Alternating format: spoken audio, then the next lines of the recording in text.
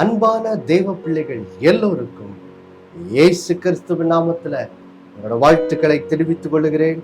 பிதாவாகிய தேவனாலும் நம்முடைய கர்த்தராகிய இயேசு கிறிஸ்துவினாலும் உங்கள் எல்லோரோட வாழ்விலும் கிருபையும் சமாதானமும் உண்டாவதாக என்று சொல்லி உங்களை வாழ்த்துவதிலே மிகுந்த மகிழ்ச்சி அடைகிறேன். தேவ பிள்ளைகளே, நாம் ஆபகுக் 3ஆம் அதிகாரம் 18வது வசனத்திலிருந்து கர்த்தருக்குள் எப்படி மகிழ்ச்சியா இருப்பது, எந்த சூழ்நிலையிலும் எப்படி ரட்சிப்பின் தேவனுக்குள் களி கூறுவது என்ற சத்தியத்தை நாம் பார்த்து வருகிறோம். வாசிக்க கேட்போம். ஆபகுக் 3ஆம் அதிகாரம் 17 மற்றும் 18 வசனங்கள். ஆபகுக் தீர்க்கதரிசன புஸ்தகம் 3ஆம் அதிகாரம் 17, 18.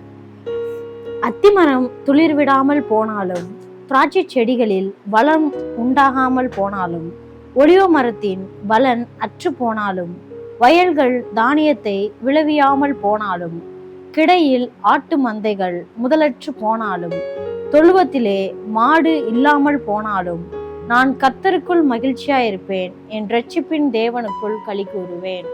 தேவ பிள்ளைகளே, இங்கே ஆபகுக் தீர்க்கதரிசி அவர் சொல்லுகிறார், நான் ஒருவேளை பிரச்சனை நிறைந்த சூழ்நிலை, ஒரு பெரிய வனாந்திரம், வறட்சி போன்ற சூழ்நிலை வழியாக என் வாழ்க்கையிலே நான் கடந்து போகலாம். அதை தான் அவர் இப்படி சொல்றாரு. அத்திமரம் துளிர் விடாமல் போனாலும், வயல்கள் தானியத்தை விளைவியாமல் போனாலும், தொழுவத்திலே மாடு இல்லாமல் போனாலும், அதாவது என் வாழ்க்கையில எல்லாமே நான் நஷ்டமடைந்தாலும், கஷ்டமான சூழ்நிலையை கடந்து போனாலும், அவர் சொல்றாரு, அதன் நடுவிலும் கர்த்தருக்குள் மகிழ்ச்சியாயிருப்பேன், என் ரட்சிப்பின் தேவனுக்குள் கலிகூறுவேன் என்று சொல்லி, எப்படி கஷ்டம் நிறைந்த சூழ்நிலை நடுவில் கூட நான் எப்படி மகிழ்ச்சியாய் சந்தோஷமா இருப்பேன் என்ற ஒரு பெரிய விசுவாசத்தை நாம் இங்க என்ன செய்கிறோம் பார்க்கிறோம். பாருங்கள் தேவ பிள்ளைகளே, நாம் பார்க்க ஆரம்பித்தோம் எப்படி கர்த்தர் நம்முடைய வாழ்க்கையும் இப்படிப்பட்ட வாழ்க்கையை மாற வேண்டும் என்று விரும்புகிறார் என்று சொல்லிதான் நாம் இந்த சத்தியங்களை என்ன செய்யறோம் பார்க்க ஆரம்பித்தோம்.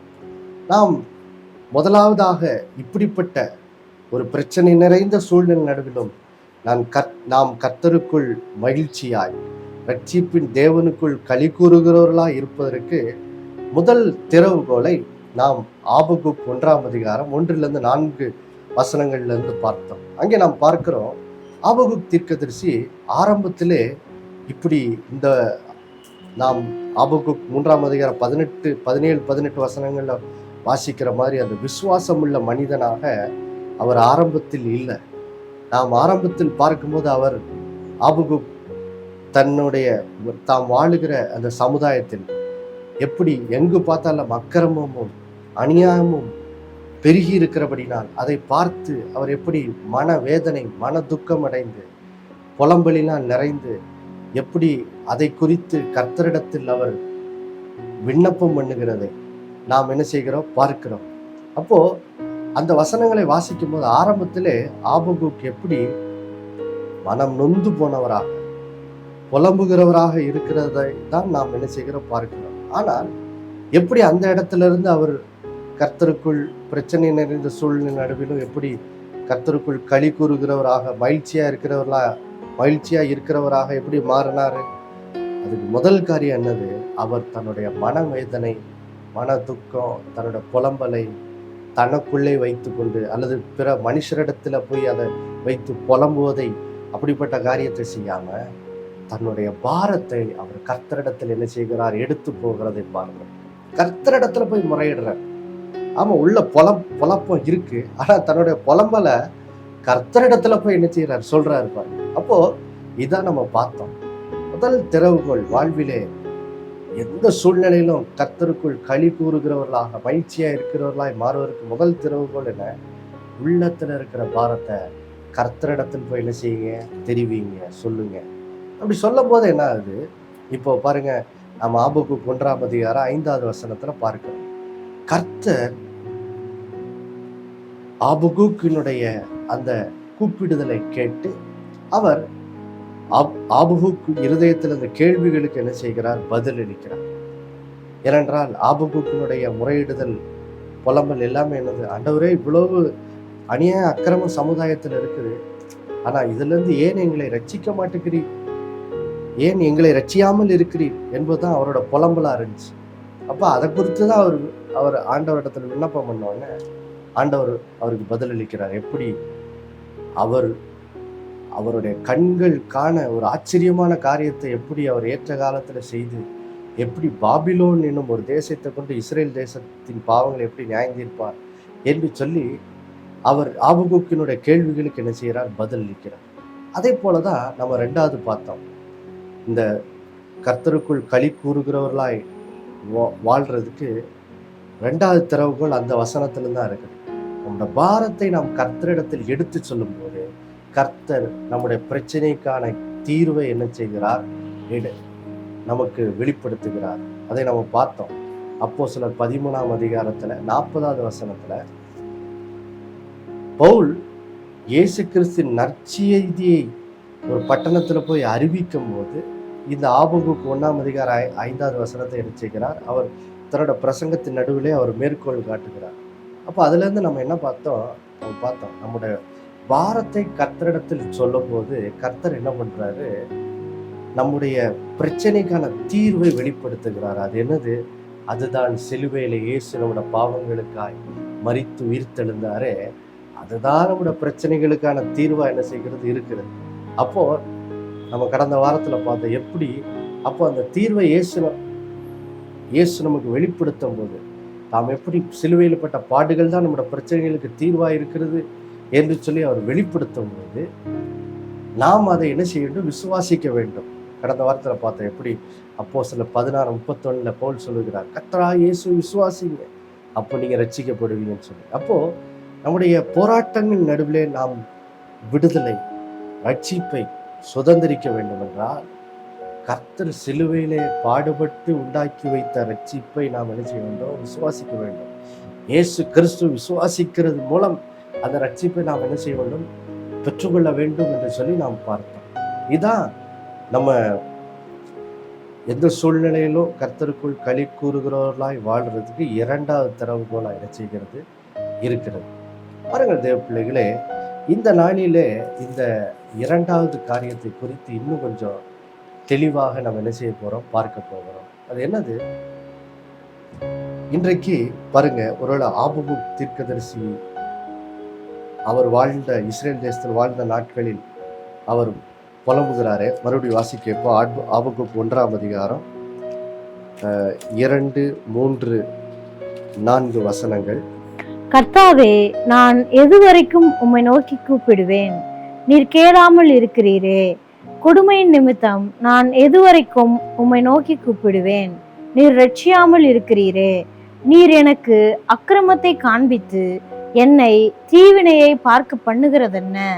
கொள்ளையும் கொடுமையும் எனக்கு எதிரே நிற்கிறது, வழக்கையும் வாதையும் எழுப்புகிறவர்கள் உண்டு. ஆகையால் நியாய பிரமாணம் பலனற்றதாகி நியாயம் ஒருபோதும் செல்லாமல் போகிறது. துன்மார்க்கன் நீதிமானை வளைந்து கொள்கிறான், ஆதலால் நியாயம் புரட்டப்படுகிறது.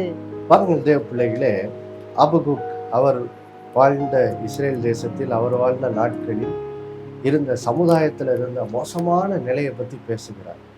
சொல்றார் எப்படி சமுதாயத்தில் நியாயம் புரட்டப்படுகிறது, அது மட்டும் இல்லை எங்கு பார்த்தாலும் அக்கிரமம் தான் நிரம்பி கிடக்குது, தீவினையினால சமுதாயம் நிரம்பி கிடக்குது, கொள்ளையும் கொடுமையும் அன்றாடம் சமுதாயத்தில் பார்க்கிற ஒரு பரிதாபமான நிலையில தான் அன்றைக்கு ஆபகுக் அவர் வாழ்ந்து கொண்டிருந்தார். அப்போ அது நடுவில் தான் அவர் சொல்றாரு, ஆண்டவரே, இதுவரைக்கும் நான் உம்மை நோக்கி கூப்பிடுவேன், கேளாமல் இருப்பீர். எத்தனை தடவை தான் நான் உம்மை நோக்கி கூப்பிட்டுட்டே இருக்கிறது, நீ எத்தனை நாள் தான் இந்த சூழ்நிலை என்னை ரட்சியாமல் இருப்பீர் என்று சொல்லி அவர் முறையிட்டு கொண்டு என்ன செய்கிறார், இருக்கிறார். அப்போ யோசித்து பாருங்கள் தேவ பிள்ளைகளே, இன்றைக்கு நாம் வாழுகிற அந்த 2024ஆம் ஆண்டுல கூட இன்றைக்கும் நம்முடைய சமுதாயம் பாருங்க பலவிதமான பாவங்களினால் எனக்கு நிரம்பி நடக்கிறது. ஒவ்வொரு நாளும் நம்ம கேள்விப்படுறோம். எப்படி பாருங்க, இன்றைக்கு அநேகர் மதுபான குடிப்பழக்கத்துக்கு அடிமையாகி எப்படி நம்முடைய சமுதாயத்துல அழிந்து கொண்டிருக்கிறார்கள். அது மட்டும் இல்லை, இப்போ போதை வஸ்து பாவத்தின் அடிமைத்தனம் எப்படி ஈவன்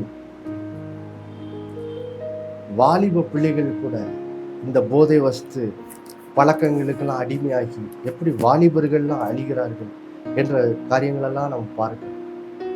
அது மட்டும் இல்லை, ஆன்லைன் ரம்மி என்று சொல்லி அதை எப்படி விளையாண்டு நிறைய பேர் கடனாகி தங்களை அழித்து கொள்கிறார்கள். இப்படி பலவிதமான பாவங்கள், அடிமைத்தனங்கள் இன்றைக்கு நம்முடைய சமுதாயத்தில் பெருகி இருக்கிறத நாம் பார்க்கிறோம். அப்போ இன்றைக்கு இது ஒரு விதத்தில் இருக்கலாம். இன்னொரு பக்கத்தில் ஒருவேளை உங்களுடைய தனிப்பட்ட வாழ்க்கையில சில நன்மைகள் உங்க வாழ்க்கையில தாமதமாக இருக்கலாம். ஒருவேளை உங்கள் பிள்ளைகளுக்கு இன்னும் திருமணமாகாமல் இருக்கலாம், அல்லது ஏதோ ஒரு வியாதி உங்களை பாதித்து அதுலேருந்து விடுதலை இல்லாமல் நீங்கள் கஷ்டப்பட்டுக்கிட்டு இருக்கலாம், அல்லது இன்னும் கடன் பிரச்சனை, அல்லது ஏதோ ஒரு விதத்தில் இன்னொருத்தர் உங்களுக்கு அநியாயமான விதத்தில் உங்களுக்கு அநீதி பண்ணி அநியாயம் பண்ணி அதன் நிமித்தமாக நீங்கள் பாதிக்கப்பட்டு உங்கள் இருதயத்துக்குள்ளே மனவேதனையினால் நீங்கள் குமுறி கொண்டிருக்கலாம். இப்படிப்பட்ட பிரச்சனை வழியாக நீங்கள் கடந்து போனாலும் சரி, அதன் நடுவில் நீங்கள் கர்த்தரை நோக்கி, ஆண்டவரே இந்த பிரச்சனையிலிருந்து விடுவியும், எங்களை சுற்றி இருக்கிற இந்த மோசமான அக்கிரம பாவத்திலிருந்து எங்களை ரட்சியும் என்று சொல்லி நீங்கள் ஒருவேளை கர்த்தரை நோக்கி கூப்பிட்டு கொண்டிருக்கலாம். ஒருவேளை இன்னும் இந்த சூழ்நிலையெல்லாம் மாறலையே, சமுதாயத்தில் உள்ள சூழ்நிலை மாற மாட்டேங்குது, எத்தனையோ வருஷங்களா இந்த மதுபான இருக்கிற டாஸ்மாக் கடைகள் மூடப்படணும் ஜெபிக்கிறவங்க இன்னும் ஜெபத்துக்கு பதில் வரலையே, என் வாழ்விலே இந்த தனிப்பட்ட நன்மை வர வேண்டும் என்று எத்தனையோ நாட்களாக ஜெபித்து கொண்டிருக்கிறேன், இன்னும் அந்த நன்மை, அந்த ஆசீர்வாதம், அந்த விடுதலை, அந்த அற்புத வாழ்க்கையில் நடக்கலையே என்று சொல்லி நீங்களும் ஒரு ஆபகுக்கை போல கதறி உங்கள் இருதயத்துல கதறி கொண்டிருக்கலாம். பாருங்கள் தேவ பிள்ளைகளே, நீங்கள் புரிந்து கொள்ள வேண்டும், சமுதாயத்தில் இருக்கிற பிரச்சனையா இருக்கலாம், தனிப்பட்ட வாழ்க்கையில் இருக்கிற பிரச்சனையா இருக்கலாம், எல்லா பிரச்சனைக்கும் தேவன் உண்டாக்கி வைத்திருக்கிற தீர்வு ஒன்றே ஒன்றுதான். அது சிலுவையில் அறையப்பட்ட இயேசு. இயேசு நமக்காய் சிலுவையிலே மரித்து அடக்கம் பண்ணப்பட்ட 3ஆம் நாள் உயிரோடு எழுந்தாரே, அதுதான் தேவனுடைய தீர்வாக என்ன செய்கிறது இருக்கிறது. பாருங்கள் தேவ பிள்ளைகளே, 1 கொரிந்தியர் அதுல முதலாவது 18வது வசனத்தை வாசிக்க கேட்போம். 1ஆம் அதிகாரம் 18வது வசனம். சிலுவையை பற்றிய உபதேசம் கெட்டு போகிறவர்களுக்கு பைத்தியமாய் இருக்கிறது, ரட்சிக்கப்படுகிற நமக்கோ அது தேவ பலனாய் இருக்கிறது. இப்பொழுது 24வது வசனம். ஆகிலும் யூதரானாலும் கிரேக்கரானாலும் எவர்கள் அழைக்கப்பட்டிருக்கிறார்களோ அவர்களுக்கு கிறிஸ்து தேவ பலனும் தேவ ஞானமுமாய் இருக்கிறார். பாருங்கள் தேவ பிள்ளைகளே, இங்கே பவுல் மூலமாக ஆவியானவர் ஒரு காரியத்தை நமக்கு வெளிப்படுத்துகிறார். அது என்னது? இன்றைக்கு நம்முடைய வாழ்விலே பல பிரச்சனைகள், சமுதாயத்தில் இருக்கலாம், தனிப்பட்ட வாழ்க்கையில் இருக்கலாம், பல போராட்டங்கள், பிரச்சனையெல்லாம் காணப்படலாம். அதுக்கு எல்லாமே தீர்வு சிலுவையில இயேசு நமக்காய் மரித்து அடக்கம் பண்ணப்பட்டு 3ஆம் நாள் உயிர்த்தெழுந்தாரு, அதுதான் தீர்வு என்று சொல்ல போது பாருங்கள், அநேகரால் அதை உடனே என்ன செய்ய முடியாது, ஏற்றுக்கொள்ள முடியாது. அது அநேகருக்கு எப்படி இருக்குதா, இங்கே வேதம் சொல்லுது 1 கொரிந்தியர் 1:18, சிலுவையை பற்றிய உபதேசம் கெட்டு போறவர்களுக்கு அது பைத்தியமாக என்ன செய்கிறது, தோன்றுகிறது. யோசித்து பாருங்களேன், நம்ம ஆபகுக் தீர்க்க தரிசன புஸ்தகம் 1ஆம் அதிகாரத்திலே வருவோமானால், அங்கே ஆபகுக் 1லிருந்து 4 வசனங்கள்ல தன்னோட பாரத்தை கர்த்தரிடத்துல சொல்றாங்க. 5வது வசனத்துல 11வது வசனம் வரைக்கும் ஆபகுக் தீர்க்கதரிசி எந்த காரியத்தை குறித்து முறையிடுறாரோ அதுக்கான பதிலை கர்த்தர் ஆபகுக்கின் இடத்தில் தெரிவிக்கிறார். எப்படி இஸ்ரேல் தேசத்தின் ஜனங்களை பாபிலோன் என்னும் ஒரு தேசத்தாரை கொண்டு வந்து, அந்த ராஜாவை கொண்டு வந்து எப்படி இந்த ஜனங்களை நியாயந்திருப்பேன் என்று சொல்லுகிறார். சொன்ன உடனே பாருங்க, ஆபகுக் தீர்க்கதரிசிக்கு கர்த்தர் சொன்ன அந்த பதில் பாருங்க, முதலாவது அவரால் என்னது ஏற்றுக்கொள்ள முடியல. பாருங்க, வாசிக்க கேட்கலாம். ஆபகுக் 1ஆம் அதிகாரம், ஆபகுக் 1ஆம் அதிகாரம், இப்போ 12வது வசனம் 13வது வசனத்தை நாம் வாசிக்க கேட்கலாம். பாருங்க, ஆபகுக் 1ஆம் அதிகாரம் 12, 13வது வசனத்தை நாம் வாசிக்க கேட்கலாம். கர்த்தாவே, நீர் பூர்வ காலம் முதல் என் தேவனும் என் பரிசுத்தருமானவர் அல்லவா? நாங்கள் சாவதில்லை. கர்த்தாவே, நியாய தீர்ப்பு செய்ய அவனை வைத்தீர். கண்மலையே, தண்டனை செய்ய அவனை நியமித்தீர். தீமையை பார்க்க மாட்டாத சுத்த கண்ணனே, அநியாயத்தை நோக்கி கொண்டிருக்க மாட்டீரே. பின்னே துரோகிகளை நீர் நோக்கி கொண்டிருக்கிறதென்ன? துன்மார்க்கன் தன்னை பார்க்கிலும் நீதிமானை விழுங்கும் போது நீர் மௌனமாய் இருக்கிறதென்ன?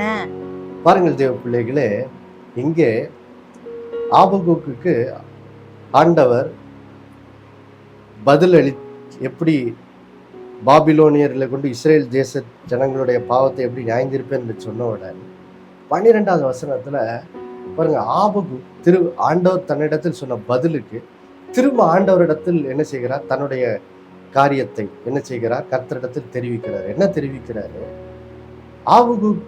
ஆபகுக் தீர்க்கதரிசிக்கு கர்த்தர் சொன்ன பதிலை என்ன செய்ய முடியல? ஏற்றுக்கொள்ள முடியல. ஏனென்றால் இஸ்ரேல் ஜனங்கள் நிறைய பாவம் பண்றாங்க. ஆபகுக் வாழ்ந்த நாட்கள், அது உண்மைதான். ஆனா பாபிலோனியர்கள் இஸ்ரேல் ஜனங்களை காட்டிலும் இன்னும் மோசமான ஜனங்களா இருந்தாங்க. பாருங்க, அக்கிரமம் இவங்களை காட்டிலும் இன்னும் மிகுதியான அக்கிரமம் செய்யற ஜனங்களாக பாபிலோனியர்கள் இருந்தாங்க. அப்போ ஆண்டவர் இந்த பாபிலோனியர்களை கொண்டு இஸ்ரேல் ஜனங்களை தண்டிப்பேன்னு சொன்ன உடனே பாருங்க, ஆபகுக் தீர்க்கதரிசிக்கு அந்த பதில் என்னது? ஒரு பைத்தியமா தோன்றுகிறது. அதனாலதான் அவரு ஆண்டவர் இடத்துல இப்ப 12வது வசனத்துல இருந்து திரும்ப நினைச்சர முறையிடுறாரு. என்ன முறையிடுறாரு? அவர் எப்படி சொல்றாரு? கர்த்தாவே, நீர் பூர்வ காலம் முதல் என் தேவனும் என் பரிசுத்தரமானவர் அல்லவா அப்படின்னு சொல்லி அவர் கர்த்தரை நோக்கி என்ன செய்கிறார்? பேசுகிறார். நாங்கள் சாவதில்லை. கர்த்தாவே, நியாய தீர்ப்பு செய்ய அவனை வைத்தீர். கண்மலையே, தண்டனை செய்ய அவனை நியமித்தீரே. அதாவது ஆண்டவரே, நீர் இந்த பாபிலோனியர்களை இஸ்ரேல் ஜனங்களோட பாவங்களை நியாயந்திருக்கிறதுக்கு நியமித்திருக்கிறீரே அப்படின்னு சொல்லிட்டு அவர் சொல்ற, கர்த்தாவே, நீர் பூர்வ காலம் முதல் நீர் தேவனும் பரிசுத்தரமா இருக்கிறீர் அல்லவா? அதாவது இந்த வார்த்தைகள் பாருங்க, நம்ம தமிழ்ல வாசிக்கும் போது ஏதோ கர்த்தரை துதிக்கிறது போல. அதாவது ஆபகுக் தீர்க்கதரிசி கர்த்தரை நோக்கி தன்னோட விசுவாசத்தை அறிக்கை செய்து கர்த்தரை மகிமைப்படுத்துற மாதிரி என்ன செய்து இருக்குது.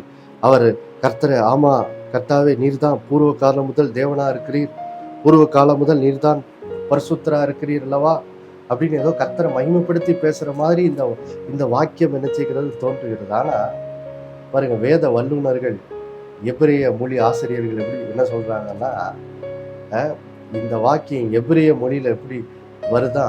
இது ஆக்சுவலா இது நிஜத்துல ஆபகுக் கர்த்தர் சொன்ன பதிலை ஏற்றுக்கொள்ள முடியாம இது கர்த்தரையே குறை பேசுற மாதிரி அவர் என்ன செய்கிறார்? திரும்பவும் கர்த்தரை பார்த்து என்ன செய்கிறார்? அவர் முறையிடுறாரு. என்ன முறையிடுறாரு? ஆண்டவரே, நீங்க பாபிலோனியர்களை இஸ்ரேல் ஜனங்கள் நியாயம் தீர்க்கிறதுக்காக நியமித்தேன்னு சொல்றீங்க. ஆனா இந்த பாபிலோனியர்கள் யாரு? இவங்க எங்களை காட்டிலும் மோசமானவர்களா இருக்காங்க, துன்மார்க்கனா இருக்காங்க. அதான் 13வது வசனம் பின்பகுதியில் அவர் சொல்றாரு, துன்மார்க்கன் தன்னை பார்க்கலும் நீதிமானை விழுங்கும் போது நீர் மௌனமாய் இருக்கிறது என்ன? அதாவது இஸ்ரேல் ஜனங்களை காட்டிலும் அந்த பாபிலோனுக்கு இன்னும் அதிகமான துன்மார்க்கரா இருக்காங்க. அவங்கள கொண்டு எப்படி ஆண்டவரே நீங்க எங்களை தண்டிப்பதற்கு நியமிக்கலாம்? நீர் யார்? நீர் தீமையை பார்க்க மாட்டாத சுத்த கலராச்சே, நீர் மிகுந்த பரிசுத்த தேவனாச்சே, நீர் தீமையை பார்க்க மாட்டீரே, அநியாயத்தை நோக்கி பார்க்க மாட்டீரே. அப்ப எப்படி நீங்க இந்த மிகுந்த அநியாயம் என்ற பாபிலோனியர்கள் எப்படி நீங்க அவங்கள கொண்டு இஸ்ரேல் ஜனங்களை தண்டிக்கலாம் அப்படின்னு சொல்லி தேவன் தம்முடைய திட்டத்தை எப்படி பாபிலோனியரை கொண்டுதான் இஸ்ரேல் ஜனங்களோட பாவத்தை நான் தண்டிக்க போறேன்னு சொல்லி தேவன் தன்னுடைய திட்டத்தை வெளிப்படுத்தினோட உடனே ஆபகுக்கு அந்த பதில் ஒரு பைத்தியமாக தோன்றி அதை ஏற்றுக்கொள்ள முடியாமல் இங்க பாருங்க, திரும்ப ஆபகுக் அதை ஏற்றுக்கொள்ள முடியாம ஆண்டவரை இடத்துல தன்னோட இருதயத்துல, ஆண்டவரே நீங்க தவறு செய்திருக்கீங்க, இது சரியில்லை, அது எப்படி நீங்க பரிசுத்தரா இருக்கும்போது எப்படி இந்த அநியாயம் பிடிச்ச பாபிலோனை கொண்டு எப்படி தண்டிக்கலைன்னு சொல்லலாம்? அது தவறு ஆண்டவரே அப்படின்னு சொல்லி தன்னுடைய இருதயத்துல தேவன் சொன்ன பதில் ஒரு பைத்தியமாய் தோன்றி கர்த்தரை குறை சொல்லி அவர் திரும்பவும் கர்த்தரிடத்தில் தன்னுடைய பதிலை என்ன செய்கிறார்? கர்த்தரிடத்தில் பேசுகிறார். இங்கே நாம் ஆபகுக்கு 1ஆம் அதிகாரம் 12வது வசனத்திலிருந்து அது அதிகாரம் முடிவு வரைக்கும் நம்ம நிச்சயம் வாசிக்கிறோம்.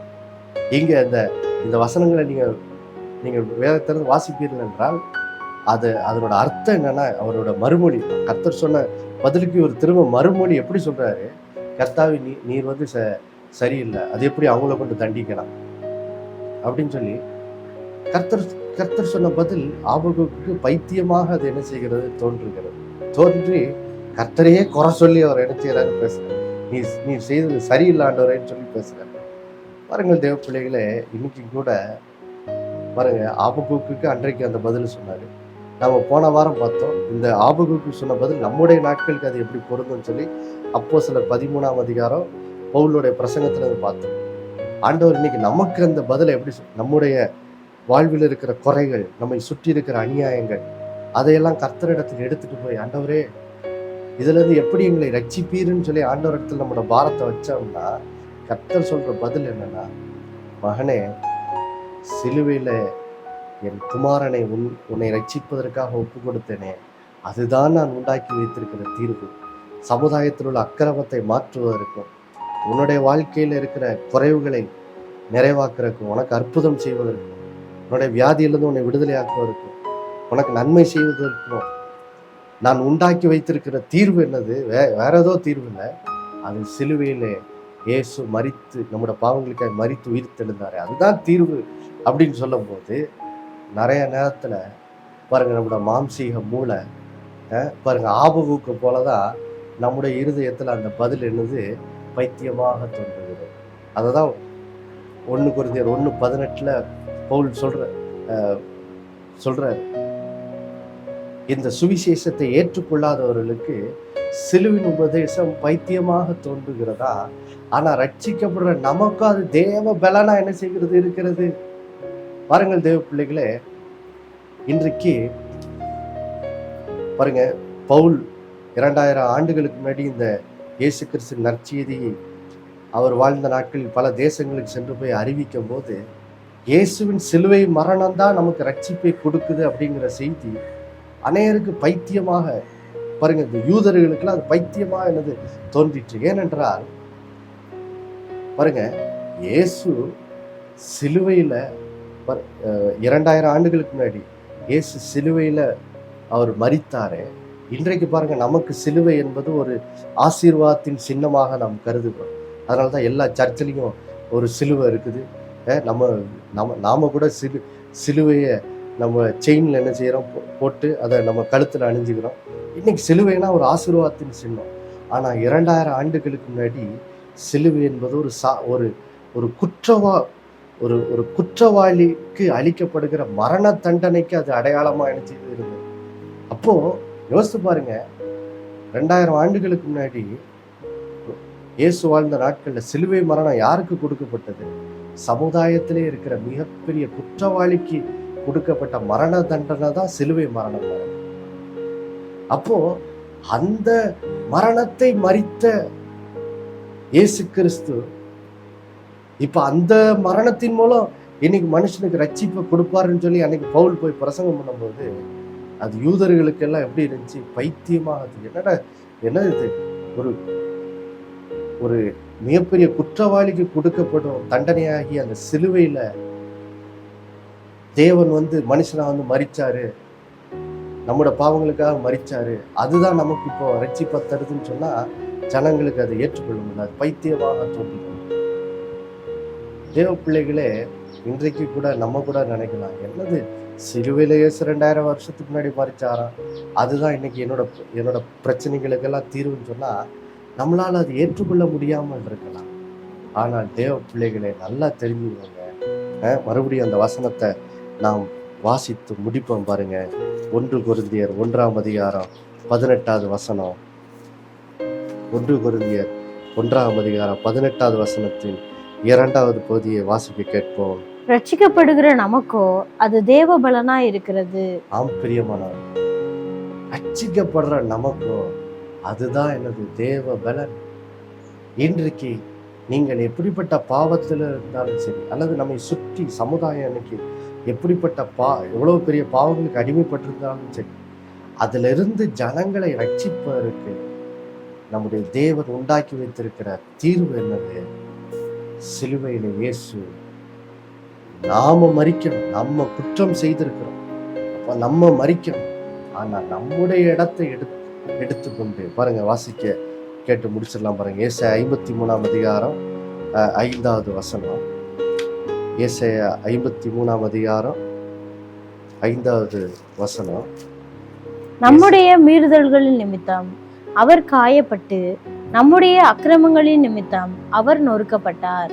நமக்கு சமாதானத்தை உண்டு பண்ணும் ஆக்கினை அவர் மேல் வந்தது, அவருடைய தழும்புகளால் குணமாகிறோம். பாருங்கள் தேவ பிள்ளைகளே, வேதம் தெளிவா சொல்லுது, இயேசு நம்முடைய மீறுதல் நிமித்தம் காயப்பட்டு நொறுக்கப்பட்டு அவர் மரித்தார். நமக்கு இப்போ பாவ மன்னிப்பின் சமாதானத்தை, பாவத்திலிருந்து விடுதலையை, பாவத்தின் அடிமைத்தனத்திலிருந்து விடுதலையை உண்டு பண்ணும் அந்த தண்டனை இயேசுவின் மேல் வந்தது. அந்த இயேசு பட்ட காயங்களாலதான் இன்னைக்கு நமக்கு சுகம், விடுதலை எல்லாம் என்னது உண்டாயிருக்கிறது. அப்போ பாருங்கள் தேவ பிள்ளைகளே, ஒருவேளை இன்றைக்கு உங்களுக்கு கூட இந்த சிலுவையில் இயேசு அறையப்பட்டதா தீர்வுன்னு சொல்லும் போது, ஒருவேளை அது உங்களுடைய மனதுக்கு ஆரம்பத்தில் ஒரு பைத்தியமாக தோன்றலாம். ஆனால் கர்த்தர் சொல்றாரு, அந்த எண்ணங்களெல்லாம் தள்ளிட்டு இதுதான் தேவன் நம்முடைய பிரச்சனையிலிருந்து, பாவத்திலிருந்து, எல்லாவற்றிலிருந்து நாம் விடுதலை பெறவும், வாழ்வில் எல்லாவித நன்மைகளையும் சுதந்திரிப்பதற்கு தேவன் உண்டாக்கி வைத்திருக்கிற தீர்வு சிலுவையில் இயேசு எனக்காக மரித்து உயிர்த்தெழுந்ததா என்று நான் உணர்ந்து இன்னைக்கு அதை விசுவாசத்திலே ஏற்றுக்கொள்வேன். ஆனால் தேவ பிள்ளைகளே, அது உங்களுக்கு, ரட்சிக்கப்படுற உங்களுக்கு அது தேவ பலனாய் வெளிப்பட்டு உங்கள் வாழ்விலே கர்த்தருடைய ரட்சிப்பை நீங்கள் அனுபவிப்பதற்கு அது வழியை என்ன செய்ய திறக்கும். அதன் மூலம் நீங்கள் கர்த்தருடைய ரட்சிப்பை உங்கள் வாழ்விலே அனுபவிப்பீர்கள். அதனால் இன்றிலிருந்து சிலுவையின் உபதேசம் உங்களுக்கு பைத்தியமாயிராமல் அது உங்கள் வாழ்வில ரட்சிப்பு உண்டாக்குவதற்கு தேவ பலனா இருக்கிறது என்பதை உணர்ந்து இதை ஆர்வமாய் கேளுங்கள். இந்த வசனங்களை ஆர்வமாய் வாசித்து சிலுவையில் அறையப்பட்ட இயேசுவின் மேல் உள்ள விசுவாசத்திலே அன்றாடம் வளர இன்னைக்கு தீர்மானம் எடுங்கள். ஜெபித்து முடிக்கலாம். அன்புள்ள பிதாவே இயேசு, நாம் ஜெபிக்கிறப்பா, கேட்ட இந்த நல்ல வார்த்தைகளுக்காக ஸ்தோத்திரம். ஆமாண்டவரே, சிலுவையில் இயேசு எங்களுக்காய் மரித்து உயிர்த்தெழுந்ததுதான் எங்கள் பிரச்சனைகளுக்கெல்லாம் பதிலா இருக்குதுங்கிறத இந்த நாளில் தெளிவாய் உடைய பிள்ளைகளுக்கு எடுத்து காட்டியதுக்காக நன்றி. இனி அது அவர்களுக்கு பைத்தியமாய் தோன்றக்கூடாது என்ற சத்தியத்தை உடைய பிள்ளைகளுக்கு தெளிவாய் நீ வெளிப்படுத்தினதுக்காக ஸ்தோத்திரம். நாளில் கேட்ட அந்த வார்த்தைகளை உடைய பிள்ளைகளை ஏற்றுக்கொண்டு, ஆண்டவரே, ஒருவேளை மனதில் அவங்களுக்கு புரியாவிட்டாலும் இயேசு எனக்காய் சிலுவையில் மரித்து உயிர்த்தெழுந்தார், இதுதான் என் வாழ்வின் பரிபூர்ண ரட்சிப்புக்கு ஒரே வழி என்பதை அவர்கள் பூர்ணமாய் உணர்ந்து நாளிலே தன்னுடைய பூர்ணமான விசுவாசத்தை அதன் மேல் வைத்து, இயேசுவின் மேல் வைத்து, அந்த விசுவாசத்தை அன்றாடம் வளர்ந்து இந்த பிள்ளைகள் ஒவ்வொரு நாளும் தங்கள் வாழ்வில் வருகிற எல்லா பிரச்சனைகள் மேல் ஜெயம் கொள்ள இந்த பிள்ளைகளுக்கு ஒவ்வொரு நாளும் கிருபை செய்யுங்க. அப்படி செய்ததுக்காக நன்றி. இயேசுவின் மூலம் வேண்டிக் கொள்கிறோம் நல்ல பிதாவே, ஆமென். மறுபடியும் அடுத்த வாரம் சந்திக்கும் வரை உங்கள் நினைப்பூட்டுகிறேன். இயேசுவே ஆண்டவர். ஒவ்வொரு நாளும் அவர் மேல் விசுவாசத்தை வாழுங்கள். ஆமென்.